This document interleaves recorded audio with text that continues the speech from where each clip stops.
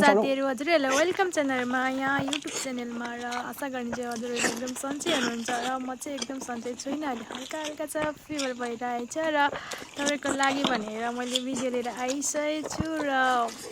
एकदम दामी छ है भिडियोहरू